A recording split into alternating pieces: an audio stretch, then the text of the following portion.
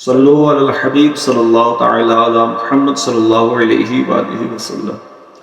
اللہ پاک قرآن پاک میں ارشاد فرماتا ہے الذین یؤمنون بالغیب ویقیمون الصلاة ومما رزقناہم ینفقون، وہ جو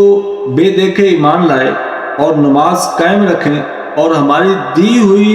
روزی میں سے ہماری راہ میں اٹھائیں، یعنی ہماری راہ میں خرچ کریں۔ الذین یؤمنون بالغیب، اور وہ لوگ جو بغیر دیکھے ایمان لاتے ہیں، یہاں سے لے کر المفلحون تک کی 3 آیات مخلص مومنین کے بارے میں ہیں جو ظاہری اور باطنی دونوں طرح سے ایمان والے ہیں۔ اس کے بعد 2 آیتیں ان لوگوں کے بارے میں ہیں جو ظاہری اور باطنی دونوں طرح سے کافر ہیں، اور اس کے بعد 13 آیتیں منافقین کے بارے میں ہیں جو کہ باطن میں کافر ہیں اور اپنے آپ کو مسلمان ظاہر کرتے ہیں۔ آیت کے اس حصے میں متقی لوگوں کا ایک وصف بیان کیا گیا ہے کہ وہ لوگ بغیر دیکھے ایمان لاتے ہیں، یعنی وہ ان تمام چیزوں پر ایمان لاتے ہیں جو ان کی نگاہوں سے پوشیدہ ہیں، اور نبی اکرم صلی اللہ علیہ وآلہ وسلم نے ان کے بارے میں خبر دی ہے، جیسے مرنے کے بعد دوبارہ زندہ کیا جانا، قیامت کا قائم ہونا، اعمال کا حساب ہونا، اور جنت اور جہنم وغیرہ۔ ایک اور یہ بھی ہے کہ یہاں غیب سے قلب یعنی دل مراد ہے۔ اس صورت میں آیت کے معنی یہ ہوں گے کہ وہ دل سے ایمان لاتے ہیں۔ اس آیت میں ایمان اور غیب کا ذکر ہوا ہے، اس لیے اس سے چند اہم باتیں معلوم ہوئی۔ یاد رکھیں کہ ایمان اسے کہتے ہیں کہ بندہ سچے دل سے سب باتوں کی تصدیق کرے جو ضروریات دین میں داخل ہیں، اور کسی ایک ضروریات دینی کا انکار کفر ہے۔ عمل ایمان میں داخل نہیں ہوتے، اس لیے قرآن پاک میں ایمان کے ساتھ عمل کا جداگانہ ذکر کیا گیا ہے، جیسے اس آیت میں بھی ایمان کے بعد نماز اور صدقہ کا ذکر علیحدہ سے کیا گیا ہے۔ غیب وہ ہے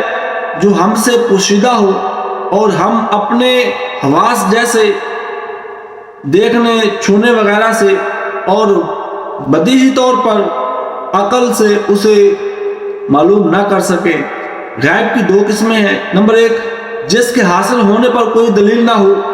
یہ علم غیب ذاتی ہے اور اللہ تعالیٰ کے ساتھ خاص ہے، اور جن